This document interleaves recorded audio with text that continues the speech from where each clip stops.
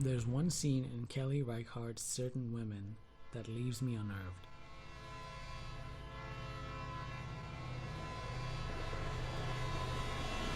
It's very simple in its approach, and upon first viewing, it plays out like any typical scene. The film is split, recounting the lives of 4 women, each in their own path. The middle story is about a woman named Gina. She's a wife and mother from out of town. Her relationship with her passive partner and her belligerent teenage daughter is a shrewd one. Guthrie. Come say hi to Albert. No. No way, Dad. Every time we come out here, you guys swear it won't take all weekend, but it always... She pines after the bricks of native sandstone that gather dust on Albert and confuse local elders' property. I hear them all the time. Their call is like, it goes... Sounds like, how are you? How are you? And then the answer, it goes...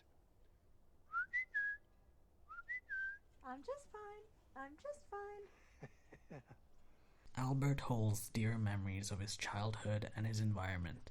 He constantly brings up his experiences and the significance of the sandstone in conversation. While they might seem like useless memories for Gina, Albert holds on to them, just like the sandstone.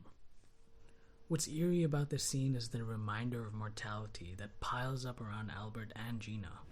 Albert, so we were wondering about the sandstone in the front yard and if you'd be willing to sell it to us. He's quiet, and Reichardt feeds the tension through the silence.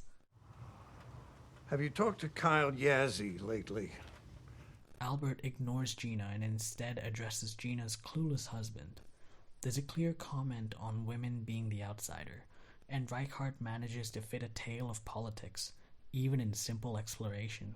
Each memory that Albert lets loose is doomed to dissipate, steam-like, back into the atmosphere of the present, when the best years of his life have left him. Here, Albert doesn't realize that Gina doesn't realize the significance that the bricks have for Albert, but neither will Gina's Gen Z daughter realize the significance that the bricks will have for Gina.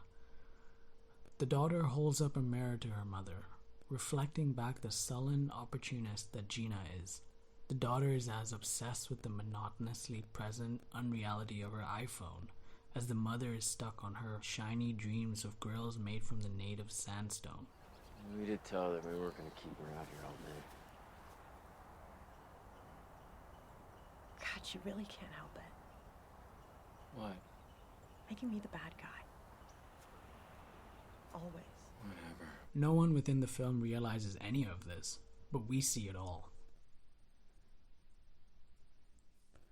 Later, when Gina waves, we get this cold look from Albert. There's sadness in the uncertain wave Gina gives to Albert, whom she senses she may have wronged. Tucked away inside her victory lies a deeper defeat. While Certain Women and this story is unique in its nature, it shares the same quest to poke at the politics between people and their lives. Sometimes in her films, those quarrels are small, but almost always they are underlying only to grow with her exploration of the habitat in the forefront. Reichardt has the ability to make the mundanity of a parking lot into an event. In 2008's Wendy and Lucy, a film about a homeless Indiana white drifter and her dog. Throughout, we see she's convinced herself that her downward spiral is only temporary, and the film confronts us on what it's like to be a drifter/dreamer during a post-Katrina America, a coal state, and if you're a woman, one of constant psychic violation. Don't look at me.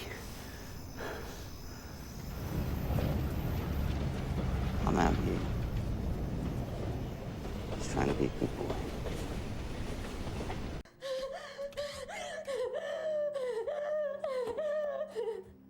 Kelly Reichardt's deeply interested in time and landscape as well. Popular criticism of her work tends to focus on her usage of time as something as an endurance test for her audience. However, her style recognizes that time is not only used aesthetically, but also a question of the difficulty for the longing of change, whether that might be political, which in many cases it is. Landscape is critical in Reichardt's films, but less as another background or a binding tool to trigger a response than to place us in a very specific world, to make us see what the protagonist sees and feels at any given moment. Her films are intense portrayals of the inner life. There are unexpressed emotions hanging in the air. We wait for these, but we see her characters try to act on them. In fact, their habitat speaks louder than they do. But the brilliance of Reichardt lies with her landscapes as stage, and each line and linger from her characters being crucial to the story. Her films are special. Each line of dialogue in a Reichardt film is chemically refined to give only the minimum of exposition. While doing so, she's a maximalist of repressed passions. Her entire oeuvre has always been, in its way, about nature and how we've paved over it, and how in doing so, we're paving over ourselves. It's hard to think of a contemporary filmmaker more delicately sensitive to ambiguity than Reichardt.